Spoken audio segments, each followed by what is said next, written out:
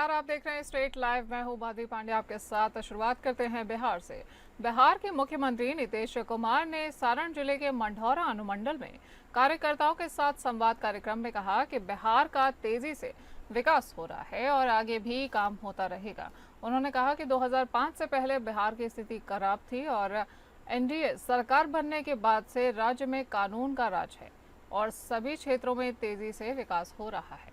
उन्होंने बताया कि 7 निश्चय योजना के तहत हर घर तक बिजली, हर घर नल का जल और हर घर शौचालय और टोलों को पक्की सड़कों से जोड़ने का काम पूरा कर दिया गया है। और उन्होंने कहा कि युवाओं को 10 लाख सरकारी नौकरियां और 39 लाख रोजगार दिया गया है और अगले 5 वर्षों में 1 करोड़ युवाओं को नौकरी और रोजगार देने का लक्ष्य भी रखा गया है।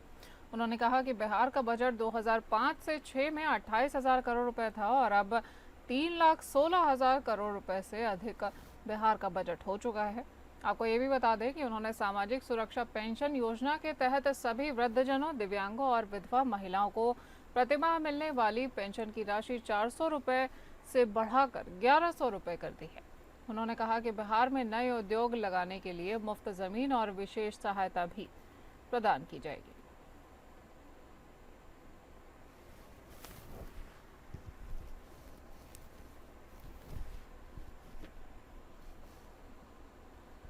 अरवल में जनसभा को संबोधित करते हुए प्रशांत किशोर ने एनडीए के बिहार बंद को बेअसर बताया है।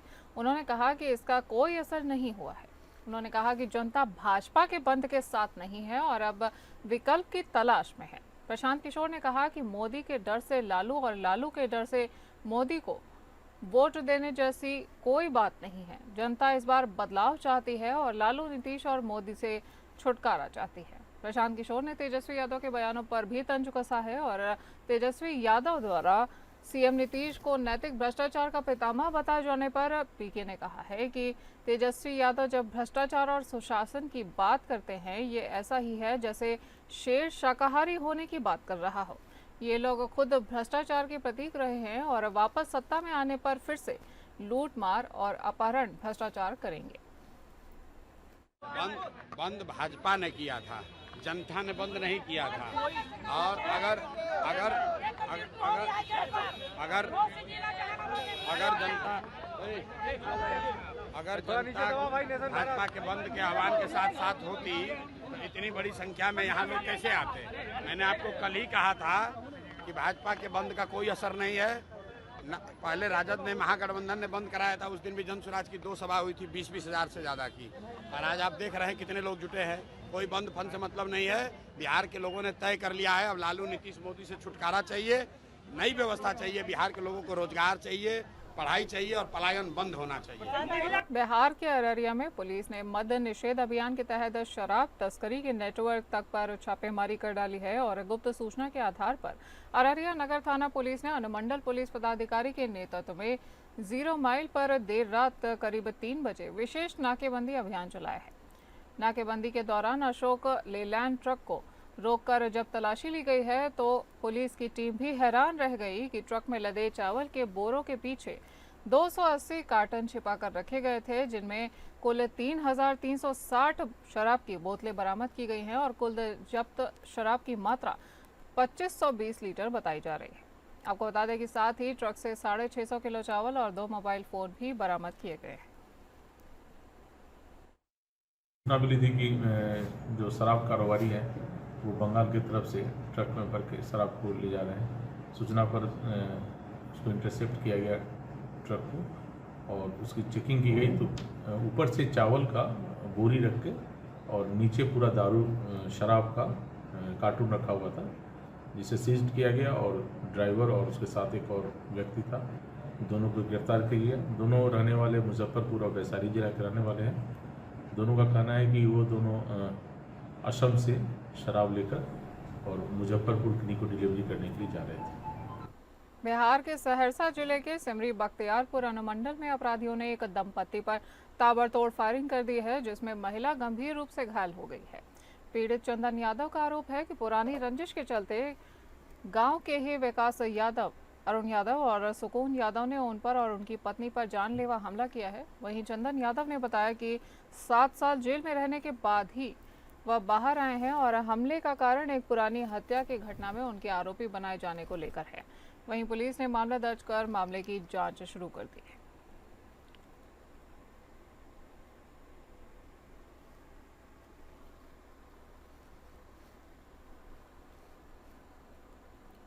रुक करेंगे झारखंड का।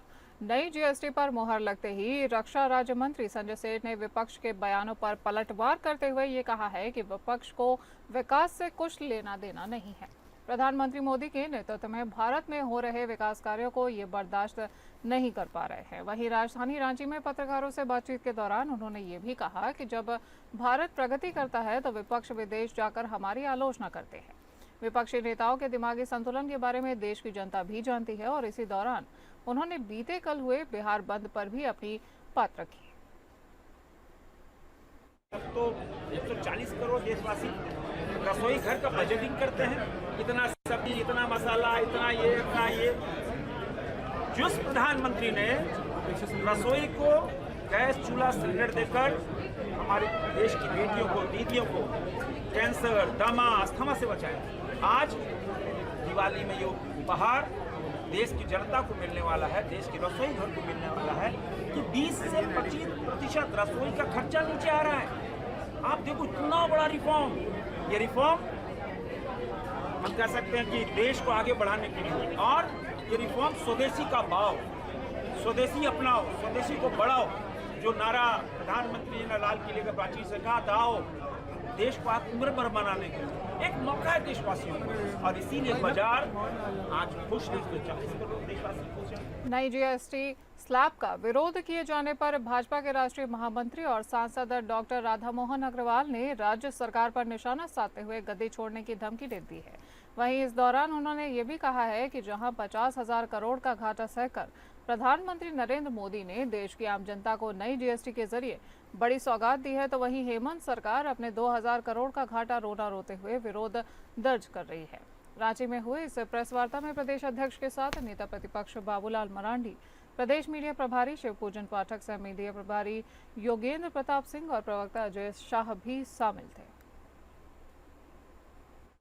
माननीय नरेंद्र मोदी अकेले ऐसे व्यक्ति हैं जो जब प्रधानमंत्री बने तो उन्होंने देश के नागरिकों का आग्रह किया कि वह नागरिक जो पिछले 65 सालों से गरीबों का हिस्सा एलपीजी सिलेंडर में लूट रहे थे और गरीबों के बराबर मूल्य पर गैस लेने का काम कर रहे थे, ऐसे नागरिकों की आत्मा जगनी चाहिए और उन्हें मना कर देना चाहिए कि हम इतने सस्ते में गैस नहीं लेंगे।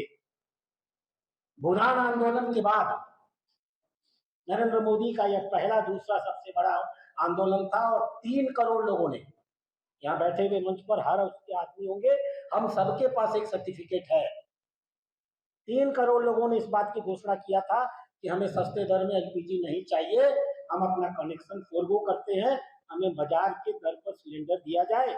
और सरकार ने हमें धन्यवाद के लिए फोरगो करने के लिए एक सर्टिफिकेट भी भेजा था, आप सबको मिला होगा।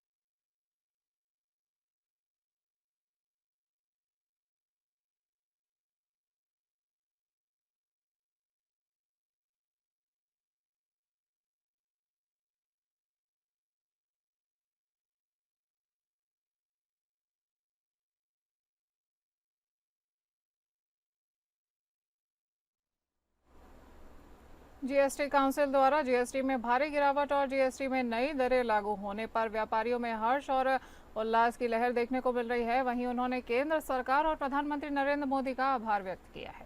व्यापारियों ने कहा है कि फैसले से प्रोडक्शन बढ़ेगा और नौकरियां भी बढ़ेंगी, वहीं उत्पादन में भी वृद्धि होती हुई नजर आएगी और बाजार में और ग्रोथ आएगा।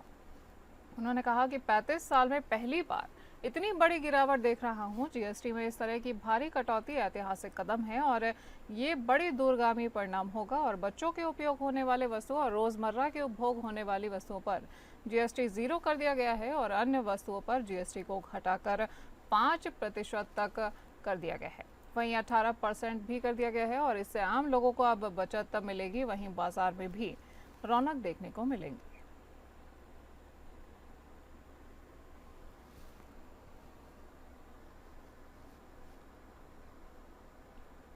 युवा राष्ट्रीय जनता दल के अध्यक्ष रंजन यादव ने बीते कल बीजेपी पर हमला बोलते हुए कहा कि जनता को गुमराह करने का उन्होंने आरोप लगाया है। दरअसल राजधानी रांची स्थित पार्टी कार्यालय में युवा राजद के अध्यक्ष से लेकर पार्टी प्रवक्ताओं ने एक प्रेस कॉन्फ्रेंस वार्ता को संबोधित करते हुए प्रधानमंत्री नरेंद्र मोदी की दिवंगत मां के अपमान के आरोपों पर इंडिया गठबंधन का बचाव खुलकर किया है। इसी बीच पार्टी नेताओं ने एनडीए गठबंधन पर मां के नाम पर राजनीति करने का आरोप भी लगाया है। तो माँ होती है और माँ बहन की गाली जो यहाँ पे प्रचलित है जिस तरह से, उसकी तो जितनी निंदा की जाए वो गलत है। और किसी की दिवंगत माँ हो या जीवित माँ हो उसको गाली देना भी बहुत गलत है। लेकिन सवाल यहाँ ये है कि हमारे 56 इंच के प्रधानमंत्री आज रो रहे हैं, तो वाकई दुख का कारण है। वो प्रधानमंत्री जो जब पहलवान बेटियों को मारा गया तब नहीं विचलित हुए, वो प्रधानमंत्री जब मणिपुर में बेटी को नंगा किया गया तब नहीं रोए, वो प्रधानमंत्री जो सैकड़ों हजारों बेटियों का रोज बलात्कार होता है वो कभी नहीं रोए, और वो वैसा एकदम दृढ़ निश्चयी हिम्मती व्यक्ति आज रो दिया। जी को गाली देने का एक अमर्यादित घटना सामने आई है, जिसको कि राष्ट्रीय जनता दल झारखंड प्रदेश इस कृत्य को कड़ी निंदा करती है और हम ये कहना चाहते हैं, राजनीति में मतभेद हो सकता है, लेकिन किसी पारिवारिक जीवन में या किसी के माता या पिता को गाली देना, ये हमारे राष्ट्रीय जनता दल के संस्कार में नहीं है। सूर्य हांसदा की पत्नी सुशीला और मां नीलमुनी मुर्मू ने झारखंड हाई कोर्ट में याचिका दायर कर पुलिस मुठभेड़ को फर्जी बताते हुए सीबीआई जांच की मांग की है। सूर्य हांसदा को 10 अगस्त को देवघर से गिरफ्तार किया गया था और अगले दिन गोड्डा जिले के ललमटिया जंगल में पुलिस मुठभेड़ में उनकी मौत हो गई थी। पुलिस के अनुसार हांसदा ने हथियार छीनकर भागने की कोशिश की थी, जिससे पुलिस ने गोलीबारी की है। हांसदा पर कई आपराधिक मामले दर्ज थे और वो भाजपा और जेएलकेएम जैसी पार्टियों से जुड़े रहे थे। अब उनके परिवार ने राज्य मुख्य सचिव, गृह सचिव और डीजीपी और अन्य अधिकारियों को पक्षकार बनाते हुए जांच की मांग की है।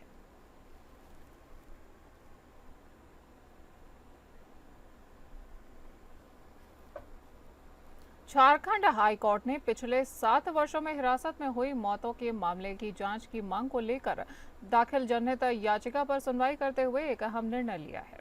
इस मामले पर सुनवाई करते हुए चीफ जस्टिस तरलोक सिंह चौहान और जस्टिस राजेश शंकर की अदालत में राज्य के गृह कारा एवं आपदा प्रबंधन विभाग के सचिव को व्यक्तिगत रूप से हलफनामा दाखिल करने का निर्देश जारी किया है। तो वहीं अदालत ने यह भी कहा है कि इस हलफनामे में साल 2018 से अब तक हिरासत में हुई सभी मौतों का ब्यौरा दिया जाए। अदालत के आदेश के अनुसार ये जवाब देना होगा कि क्या हिरासत में हुई इन मौतों की सूचना संबंधित मजिस्ट्रेट को जांच के लिए दी गई थी। जानकारी के मुताबिक इस मामले को लेकर याचिकाकर्ता अधिवक्ता मोहम्मद शादाब अंसारी की ओर से वर्ष 2018 से अब तक हिरासत में हुई सभी मौतों की न्यायिक जांच कराने की मांग की गई है।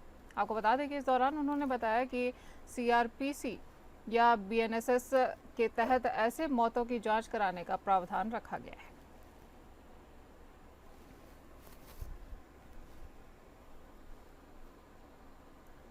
सारठ विधानसभा क्षेत्र के उच्च विद्यालय सरसा के पास शराब दुकान खुलने से छात्रों, अभिभावकों और झामुमो नेताओं ने विरोध किया है।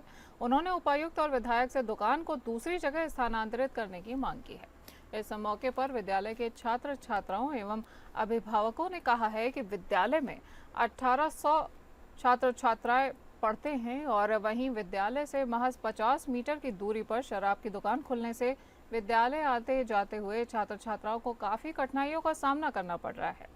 शराबियों द्वारा अभद्र भाषा के प्रयोग से भय का माहौल बन चुका है।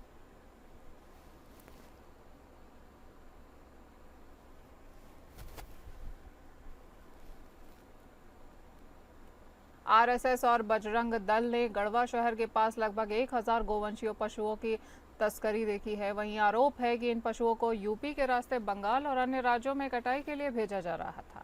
कार्यकर्ताओं ने पशुओं को थाने में पुलिस के हवाले कर दिया है और 2 तस्करों को हिरासत में भी पुलिस ने ले लिया है। तो इसकी जानकारी मिलने के बाद जो है हमने गढ़वा जिला प्रशासन के वरीय अधिकारियों को इसकी जानकारी दी और उनकी जानकारी में और उनके सहयोग से जो है हम लोगों के द्वारा जो है इन गौवंशीय पशुओं को जो है बचाने का कार्य किया गया और उन तस्करों से छुड़ाकर जो है हम लोग जो है थाने में ले आए। इस दौरान जो है वहाँ गौवंशीय पशु जो तस्कर हैं पशुओं के, उनके द्वारा हम लोगों पर हमला करने का भी प्रयास किया गया और इसी दुष्कर्म जनक प्रयास के क्रम में पुलिस प्रशासन के द्वारा जो है 3 लोगों की गिरफ्तारी की गई है और उनको पकड़कर जो है थाने में लाया गया है और कुछ लोगों के पास जो है अस्त्र भी थे। का जशपुर जिले के कुनकुरी नगरवासियों के लिए एक बड़ी सौगात की घोषणा करते हुए मुख्यमंत्री विष्णुदेव साय ने अपने वादे को निभाया है। मुख्यमंत्री ने कुनकुरी नगर पंचायत क्षेत्र के समग्र विकास के लिए 5 करोड़ रुपए की राशि को स्वीकृत किया है, जिससे स्थानीय जनता की वर्षों पुरानी मांगे अब पूरी होने जा रही हैं। ये राशि क्षेत्र में सड़कों, नालियों, पानी, बिजली और सामुदायिक भवन तथा अन्य बुनियादी सुविधाओं के विकास पर खर्च की जाएगी। आपको बता दें कि मुख्यमंत्री ने पूर्व में कुनकुरी में आयोजित एक कार्यक्रम में कहा था कि नगर पंचायत के विकास में कोई कमी नहीं बरती जाएगी। उसी वादे को अमल में लाते हुए उन्होंने 53 विकास कार्यों के लिए मंजूरी दे दी है। इनमें प्रमुख रूप से सीसी रोड, नाली निर्माण, सामुदायिक भवन, सांस्कृतिक मंच, विद्युतीकरण, शौचालय और अतिरिक्त कक्ष, मूर्ति स्थापना और सौंदर्यीकरण के कार्य शामिल होंगे। इन कार्यों के पूरा होने से नगर पंचायत के सभी वार्डों में हजारों नागरिकों को सीधा लाभ मिलेगा। वहीं बरसात में जल भराव और कीचड़ की समस्या से राहत मिलने के साथ ही शिक्षा, सांस्कृतिक और सामाजिक गतिविधियों के लिए भी बेहतर वातावरण उपलब्ध हो सकेगा।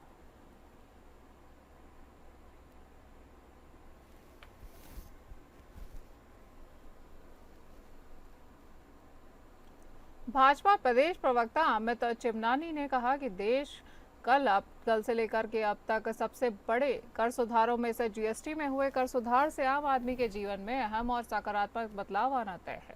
वहीं केंद्र सरकार के इस ऐतिहासिक निर्णय से आम आदमी की बचत बढ़ेगी और लगभग 6 लाख करोड़ रुपए की खपत बढ़ेगी और आम आदमी के जीवन स्तर व देश के आर्थिक परिदृश्य में क्रांतिकारी मजबूती भी आएगी। नए जीएसटी के इन प्रावधानों से अब घर बनाना और घर चलाना बेहद सुविधाजनक और सस्ता हो जाएगा। गुड एंड सर्विस टैक्स अब गुड और सिंपल टैक्स के नाम से भी जाना जाएगा।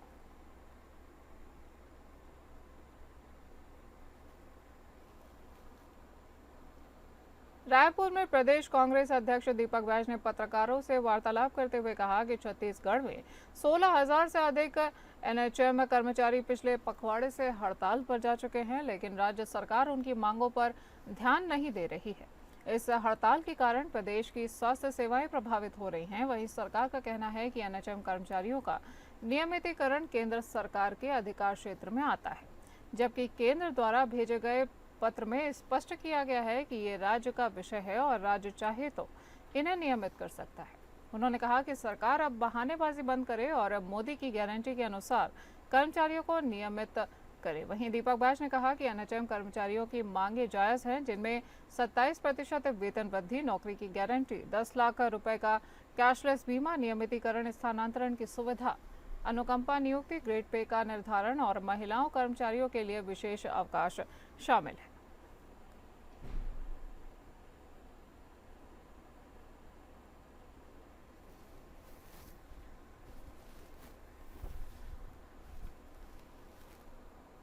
छत्तीसगढ़ में राष्ट्रीय स्वास्थ्य मिशन यानी एनएचएम के संविदा कर्मचारी 18 अगस्त से हड़ताल पर हैं और अपनी 10 सूत्रीय मांगों को लेकर वे लगातार प्रदर्शन कर रहे हैं।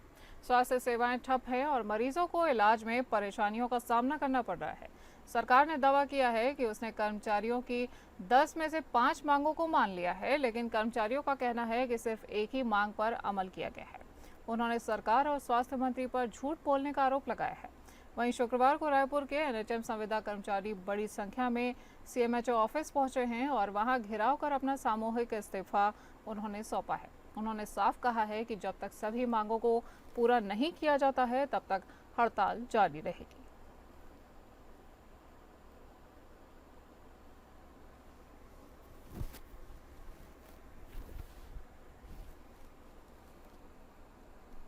बेमेतरा जिले के नवागढ़ में छत्तीसगढ़ राज्य की स्थापना की 25वीं वर्षगांठ के अवसर पर भव्य रजत जयंती उत्सव का आयोजन किया गया है और इस ऐतिहासिक समारोह का उद्देश्य राज्य की सांस्कृतिक, सामाजिक, आर्थिक और शैक्षणिक उपलब्धियों को जन जन तक पहुंचाना रहा है। इस अवसर पर स्थानीय कलाकारों ने पारंपरिक छत्तीसगढ़ी लोक नृत्य और गीतों की मनमोहक प्रस्तुतियों से लोगों का दिल जीत लिया है।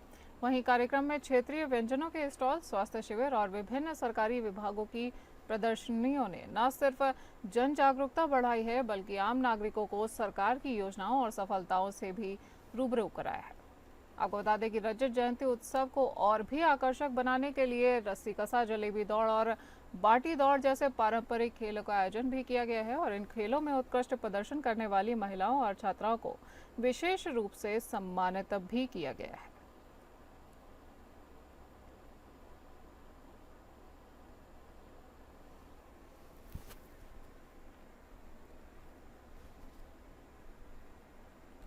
बात करेंगे मध्य प्रदेश के कटनी जिले के बहोरीबंद थाना क्षेत्र के डेहुटा गांव में एक युवक ने फांसी लगाकर आत्महत्या कर ली है। मृतक के हाथ पर लिखे सुसाइड नोट में बंधन बैंक के कर्मचारी राज्यपाल सर को अपनी मौत का जिम्मेदार ठहराया है। परिजनों के अनुसार युवक की पत्नी के नाम पर बंधन बैंक से 1.5 लाख रुपए का लोन लिया गया था जिससे इसकी किश्तें लंबे समय से बकाया थी। बैंक कर्मचारी लगातार वसूली का दबाव बना रहे थे जिससे युवक मानसिक तनाव से गुजर रहा था। पुलिस ने सुसाइड नोट जब्त कर मामले की जांच शुरू कर दी है।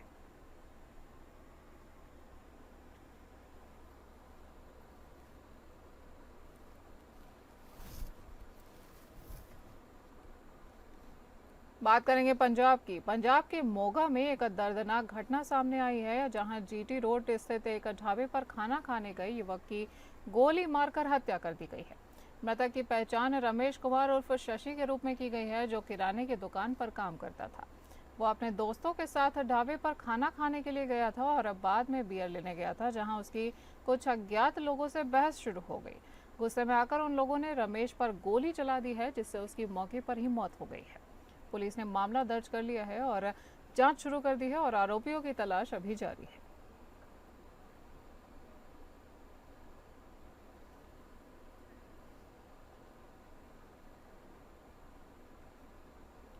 बात करते हैं राजस्थान की। भारत सरकार वित्तीय सेवाएं विभाग के निर्देशानुसार ये कार्यक्रम सार्वजनिक क्षेत्र के बैंकों के समस्त अधिकारियों और कर्मचारियों को राष्ट्रीय कर्मयोगी प्रशिक्षण प्रदान किया गया है। वहीं जिसके अनुपालन में इंडियन बैंक अंचल कार्यालय द्वारा उक्त अनूठी पहल को बढ़ावा दिया गया है और अपने स्टाफ सदस्यों हेतु दिनांक 2 सितंबर से 9 सितंबर तक राष्ट्रीय कर्मयोगी प्रशिक्षण कार्यक्रम आयोजित किया जा रहा है। कार्यक्रम की औपचारिक शुरुआत जयपुर में नव प्रतिष्ठित क्षेत्र महाप्रबंधक कार्यालय के प्रमुख रवि कुमार, क्षेत्र महाप्रबंधक जयपुर द्वारा की गई है और अपने औपचारिक संभाषण में उन्होंने कहा कि ये भारत सरकार की नवोन्मेषी पहल है जिसका लाभ हमारे सभी स्टाफ सदस्यों को मिलेगा तथा ग्राहकों को अधिक बेहतर सेवाएं प्रदान करने में सहयोग मिलेगा। उन्होंने बताया कि राष्ट्रीय कर्मयोगी का मुख्य उद्देश्य क्षमता निर्माण, शासन में सुधार, डिजिटल लर्निंग एवं कार्मिकों में सेवा भाव एवं जवाबदेही की भावना को बढ़ाना है।